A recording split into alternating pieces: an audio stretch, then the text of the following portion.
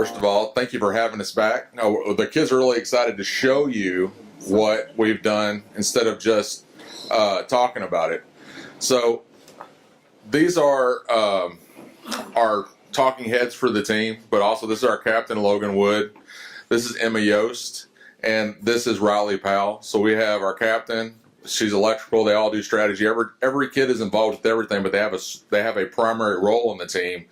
And when they're filling a different role, somebody else will fill in on that role. We have about 20 students that'll be competing this year against 42 other teams from across the United States. We've been very successful since day one. We started winning national championships in 2016 with the car and the knowledge that was gained. So as you hear from these students, just keep this in mind that these students have been imparted knowledge from the students before them, and these students will impart their knowledge to the students that will come after them. We always put everything into a big book that's left for the students. So it's like they're building their own textbook or information book that's left for the students so that they can learn and build upon that. So all the successes that this team has had has been built upon the very first students that started off with me in 2010, and then we had our first car built in 2012. And they're going to show you the first car and kind of some iterations of what we've done and how we built upon the program. But I'm going to go ahead and turn this over to Logan, and then he is going to, all three of them are going to talk and do this presentation.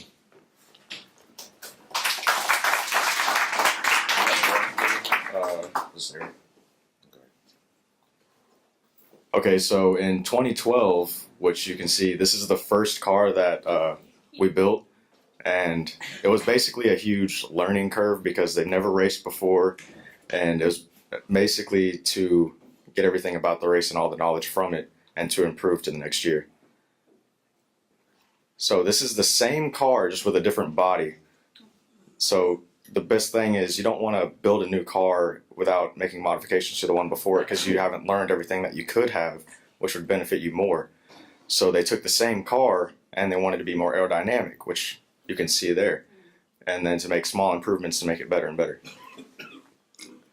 And then this is the same car, but they changed things like the panels and small things like battery setup just to play with the additives that you can have in the whole equation, because it's not, so like if you have a battery pack, the biggest watt you can have is 5,000 watts. Okay, so as Logan was saying, the max amount of watt hours you can have in the car for the race is 5,000. And this year they kind of played around with that and were able to decide what they thought was best for our team. So 2015, they built a new car called Regulus, and this car we still are racing to this day, but this was a new division that had opened up within the Solar Car Challenge, the electric solar division. And so we decided that we wanted to build a car and race in that division. Then this is 2016. This was our first national championship. This was actually Logan's freshman year. And this was a new car. It looks quite different from the ones you've seen before. And they built this one completely from scratch, all the students here. So they've all graduated except for Logan. And then 2017, this was the first year that we raced two cars. We raced Iron Lion and Regulus both. They did the classic division and the electric solar division, and both cars won the whole race for their division.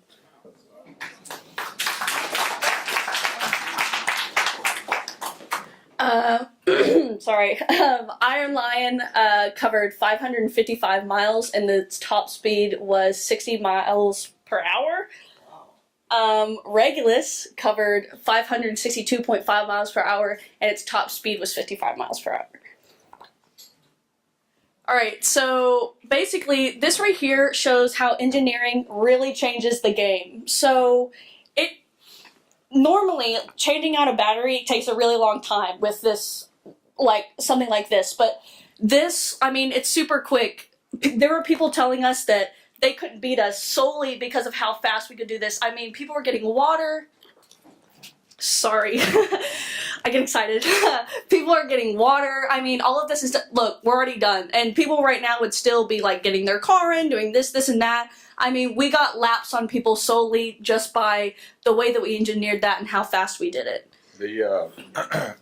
the difference in the amount of time that it takes, the fastest team behind us changing their battery took about 2 minutes. The fastest that we ever did that was in 12 seconds. So every time, if it takes a team 2 minutes, we could get a lap in about 1:53 to 1:45 seconds. So every time that the kids changed the battery, we gained a lap on them. And so those other teams were trying to run to make up the time, and they finally just threw their hands up. They said, there's no way we can beat you unless you break down.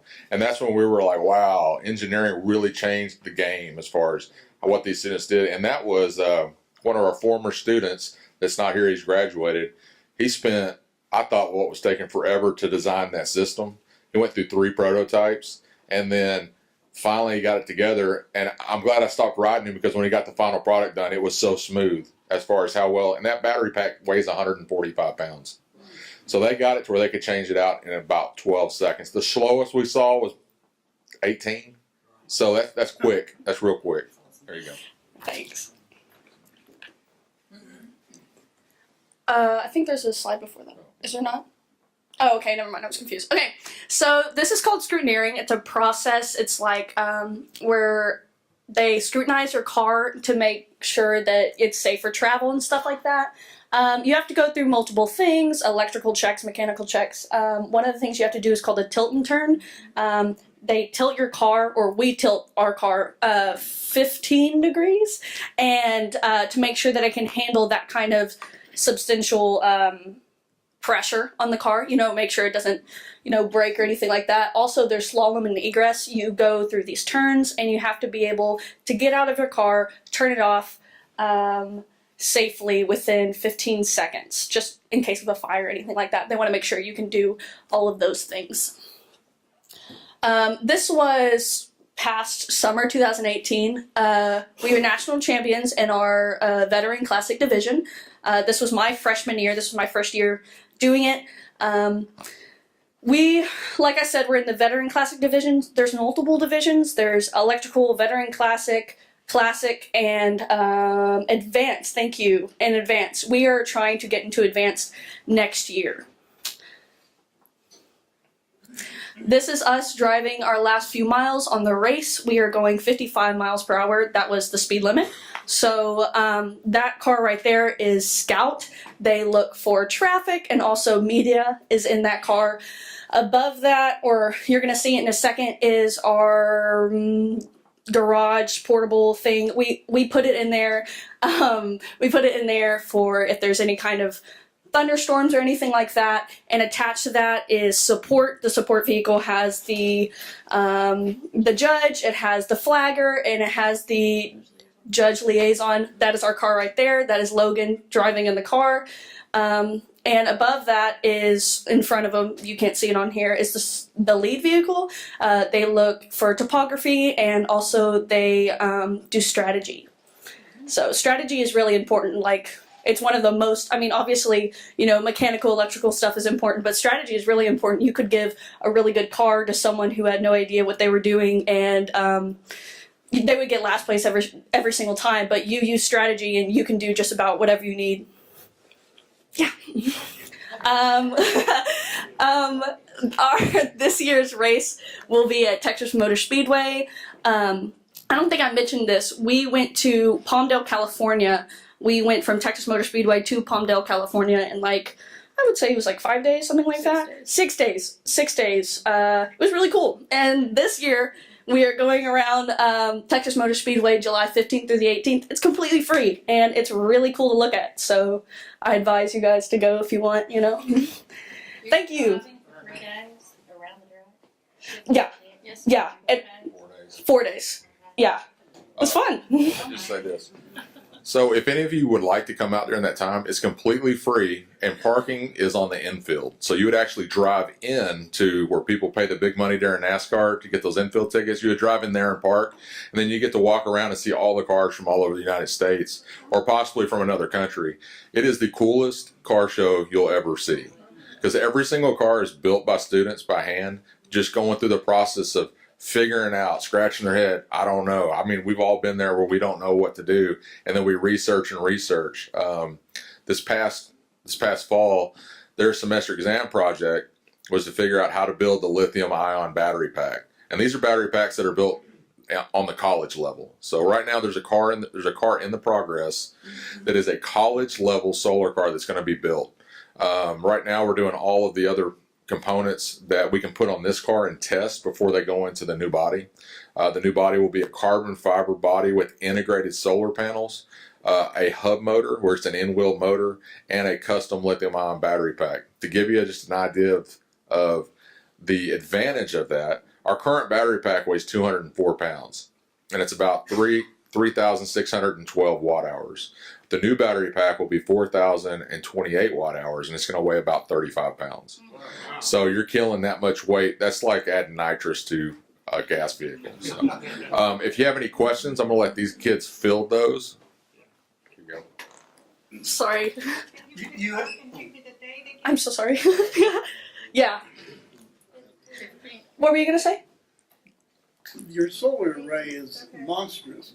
How long and wide is it? And how do you keep it from affecting your aerodynamics? That'd be a you question. Okay. So our solar panels, as you did see on the car, are quite substantial. The max length you can have in the race is 5 meters, and that's about how long our panels are. The car, it kind of varies in different spots of the car, but the panels are approximately 5 meters long. And then the max width you can have is, I believe, 1.8 meters. And we try and take up as much space as we can. We're right under that limit. But if you think, I mean, they're quite big, but it helps us get all the power and everything we need. Well, is there lift involved in the panels?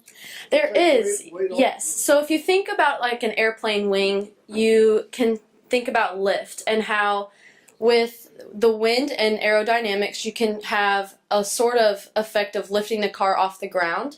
And we do have a little bit of that with our panels, and it helps relieve a little bit of the weight as we're driving. What happens if it's a really cloudy day? Well, that's a bad day for us. Yeah. We typically just kind of push as hard as we can while the sun's out. So we did have a testing day early last spring, and we had some pretty nasty weather, but in the morning it was really nice. So we just hit it as hard as we could then, and then we're able to pack up by the afternoon. How long does it take to recharge a battery? Let's see. Around two-ish hours. So. Yes. You said you went 55 miles an hour because that was the speed limit. Yes. You get flagged if you go 60 miles an hour? Yeah. That. Yes. Yeah. So the car is actually a licensed car under the state, and so we get an experimental license, and when you pass scrutineering, so that means you're obligated to follow all regular road laws and speed limits. You have to use your blinkers, stop at stoplights, so it's treated like a regular everyday car. Yes. I have a couple of questions. First, I noticed that the group has grown, which is Yes. awesome. Yeah. Yes. Yes. So, how many students does this program in particular cater to? Like, what's the max and all that good stuff? So the way that I have it set up at the school is anybody can. I have the class 4th and 8th period, so as many students that we can fit in that class appropriately, that the students that are interested in taking it can get in that class. Throughout that class, we've had about 40 to 45 students. From that class, the kids compete to be on the competition side of the team. So this year, we can take more students. The reason that I want to push for 2 cars, I can involve more students. On road races where we travel cross country, it gets limited to about 14 students because we're limited to how many students can fit in the support vehicles, and so that gets really competitive. But that means that the students, just like anything else, when they go out into the real world, they're going to have to compete for jobs. They're going to have to compete for raises. So they're actually doing that now in school. They're competing for it. And it's not like anything like, and I'm not picking on this, but we all heard horror stories with certain programs where you have 3 judges and they're judging the kids and they're like, oh, I got shafted. I don't do that. It's a point system, and the kids know from the get-go that there's so much time that they can get making work days. There's so much time that they can get for their knowledge of electrical, mechanical, strategy, history of the team, history of the race. They'll take a big test at the end of April, and that's going to be worth about 60 points, and then their work days are worth about 20 points, and so we take those, and those all get averaged out, and we just take the kids that get the most points.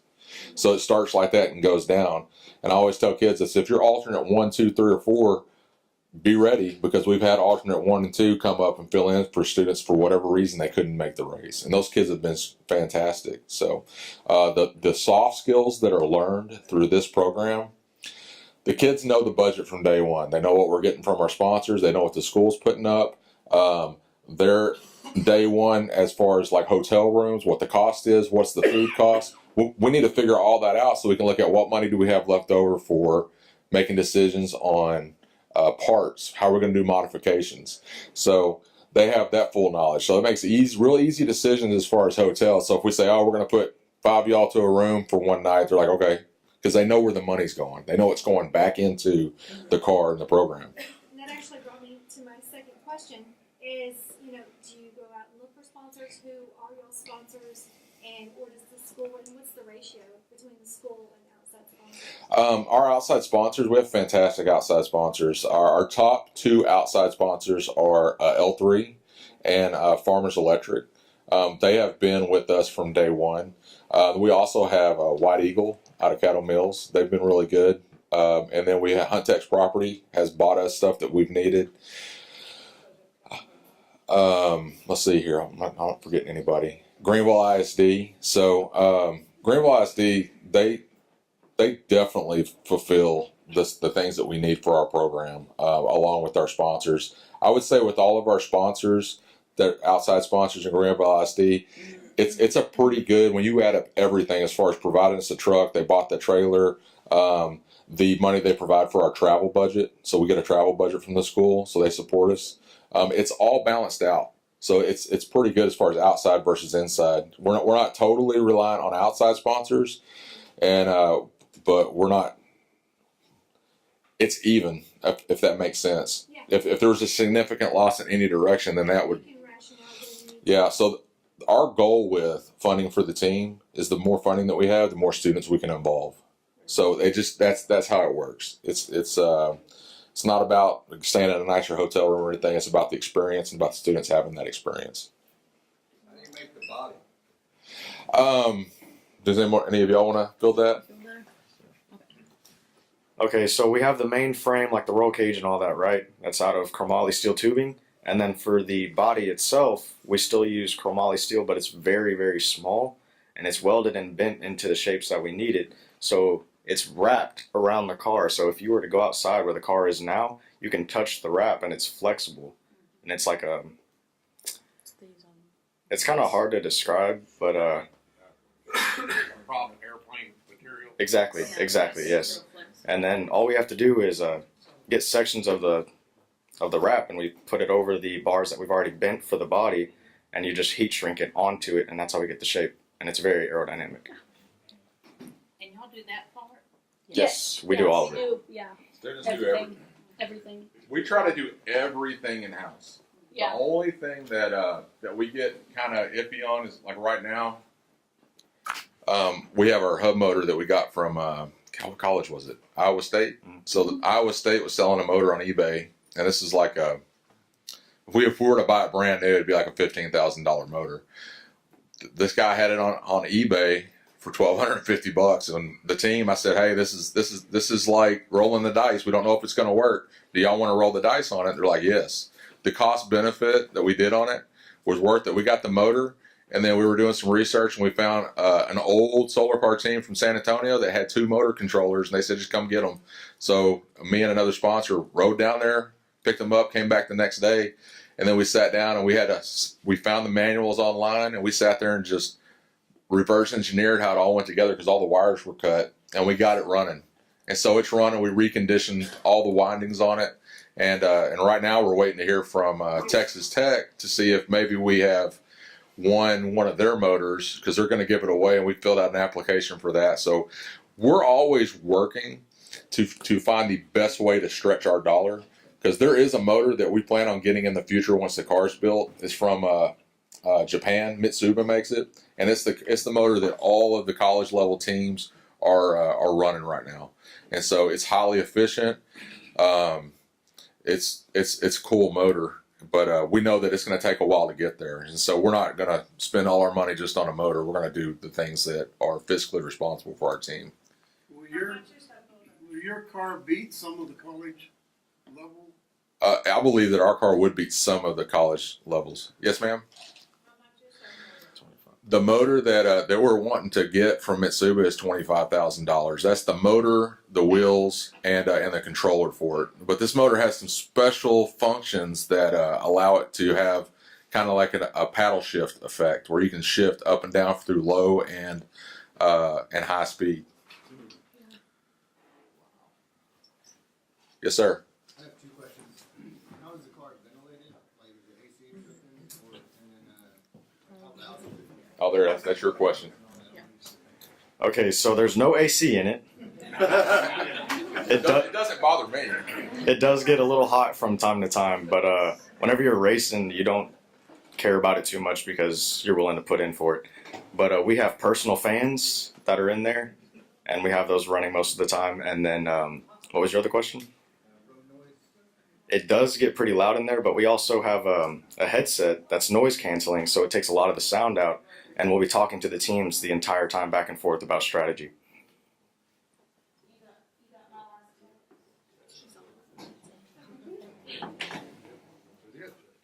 What kind of strategic decisions do you make? You got There's a lot. Like everything, literally everything you do comes into play. I mean, the driver's weight comes into play, like the smallest things. Topography is a really big deal. Last race, we had a lot of hills and stuff like that, so you really take stuff like that into consideration. We have this paper, and I mean, the whole day is planned out by the second. Like, it's all 9:05, this, and that. It's all completely planned out. We look at the weather. We look at how the car is actually doing, you know. I mean, everything comes into play. Does one car ever pass another car on a race? Yes, that's a thing. I bet that's Yeah. Sorry. I'm going to answer that. Okay. When you saw the support vehicle, the vehicle directly behind the solar car, I drive that vehicle. Mr. Cronky drives the one we call Scout, and then if any of y'all have had catering up at the school, chef, he's also my brother-in-law. He's our strategy guy. So, and if you got family that works close, you got to suck them in and bring them into what you're doing. It's kind of hard for them to say no when you're sitting across the table from them at Christmas. But those, I'm going to tell you right now, those two guys, George Cronky and Lucas Kiowski, this program would be. I don't know how I would do it without them. They have been committed with me from day one, and they put up so much time with their own programs, and then to come over and help with this. That's what really makes this happen for the students, is us being available for them. I think I just didn't even answer the original question. What was that? Passing. Oh, passing. Yes. Okay. So,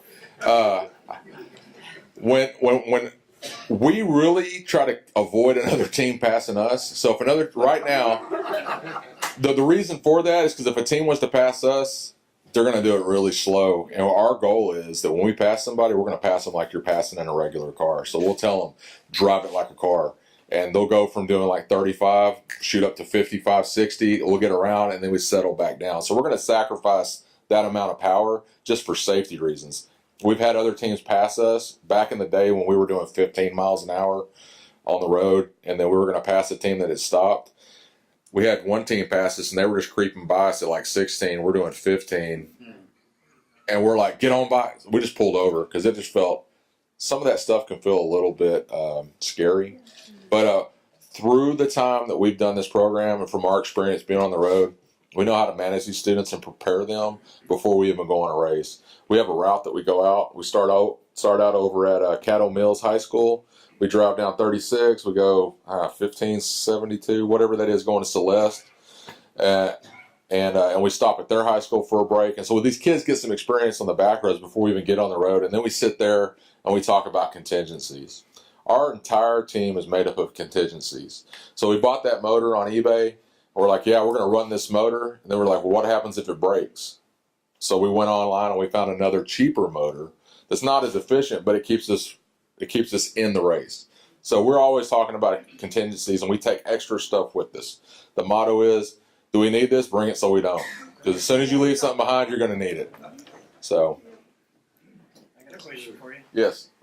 In NASCAR, I've heard it said that if you ain't bumping and rubbing, you ain't racing. Yeah, there's no bumping and rubbing. There has been cars that in it. I mean, we've gotten a penalty for something. Y'all ever seen Talladega Nights? Shake and bake. So we had both those cars running in 2017, and our single seater, the one you'll see today, it had a little issue with the chain drive, so it wasn't running as good. But the other car was just flying around the track. So you have to pass somebody in certain parts on the track. You can pass 3 wide on the straightaways, but only 2 wide on the turns. And so they were coming out of a turn going into a straightaway, and so one of our drivers in the 2-seater just whooped in behind us and then just went right back out. And they're like, "Man, y'all got to stop doing that shake and bait," because they felt like it was unsafe. But we know that car, the other car, has full suspension. It can do it. It can do hairpin turns. It rides like a Cadillac. This car has like almost no suspension, just to save weight. But the 2-seater has full suspension. So yeah, we don't try to bump and rub at all. Because everybody's worked so hard, blood, sweat, and tears on these cars. The last thing you want to do is run into another vehicle, but it happens sometimes. Yes. Do all the cars that compete look generally the same? No. No, not at all. Widely different. It is widely different because you're going to have teams. Well, I'm going to let y'all talk about it. Yeah. All the cars, I mean, there's really no 2 car that looks the same. All the cars are different. People are always trying to do something different and this and that, try to get ahead. You're going to have teams that, I mean, look completely different than that right there, but still be in the same division as us. Yeah, definitely. Yeah. There's no like book on how to build a solar car. All there is a huge rule book on everything you have to follow and abide by. So what you have to do is basically research as much as you can and get as much knowledge and just fit the rules. And when that comes to all the teams and you finally pull up and you see all the cars next to each other, it's completely different. You'll have cars that are really short, you'll have cars that are long, you'll have cars that look kind of sketchy, and it's just how it is. Well, I would think since y'all won 3 or 4 years in a row, they'd be copying you. So. We've had some flattery for sure. Yeah. And I'll tell you one other thing. Every they do big workshops for solar car, and so I've been gracious enough to have them ask me, and I've been really flattered by this. We do a really good job as far as researching where to get parts because there is no kit. And so the race has asked us to come bring our car, and then for me to present on like, here's where you should look for your parts, and we've compiled a big list. And with it being a race, you would think, hey, you want to keep everything secret. Well, we decided last year, we're done. We're not keeping it. Anybody wants to know what we do, they want to know how we run the car, we're going to tell you to the letter. We're not going to hide anything. We're going to say, hey, that gear ratio is probably going to be better for you. Now, they still have to figure that out, and a lot of teams are like standoffish, like they don't want to believe us. And so one team in particular, Wiley, they're in the classic division, Wiley East High School. I started talking to their sponsor. I said, look, Tony, I'm just going to tell you what we do. And I told them down to the letter, because we firmly believe that we can build that exact same car, give it to another team, and we'll whoop them. Because we know what that car does. Every team's car is different. They have to learn how to do it. But we want to impart the knowledge because we see huge gaps between teams that have knowledge and teams that don't. And so we want to share it because when you're racing another team and there's just a mile between you, man, it's a lot more fun. It's a lot more fun than being 121 miles ahead of anybody behind you. That happened in 2016. So we're out there to share the knowledge for everybody in the race, and the teams believe that about us now. So we have teams contacting me from all over the United States asking questions, which is really neat. All right. All right.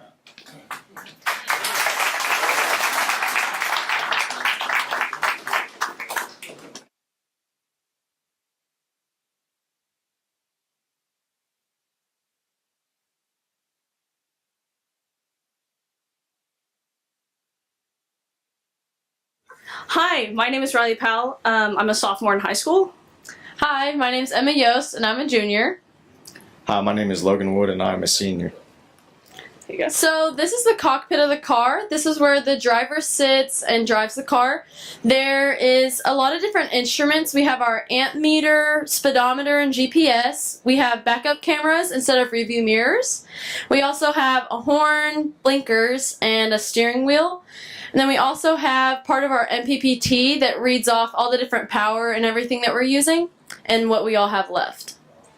In this panel, we have our battery pack, and we have 4 lead-acid batteries. It's 48 volts.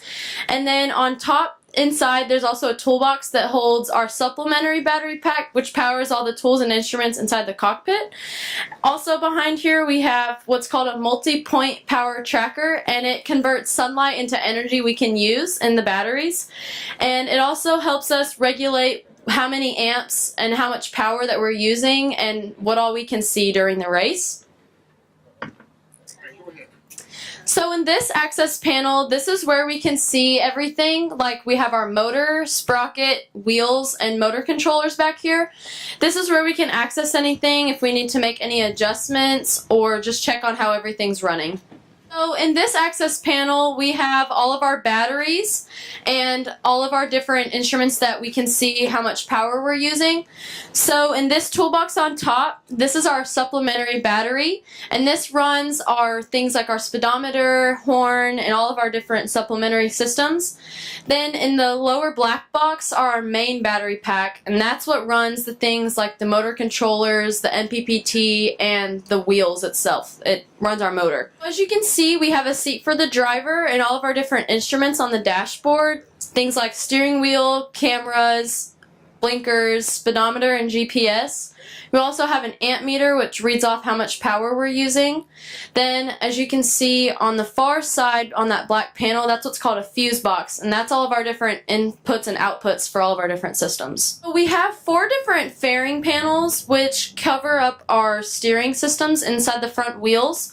We have spacers, shafts, all kinds of different things that we've machined ourselves to help run our car the best way that we think possible. So the front wheels we had over the summer, we don't have them on currently, but we're actually sponsored by Goodyear, and they're racing tires that we were able to have, and so it's pretty awesome just the different things that we can experience and test out on our car. This video has been brought to you by Juice 34. Juice is your community-owned provider of electric, internet, cable TV, and true local programming.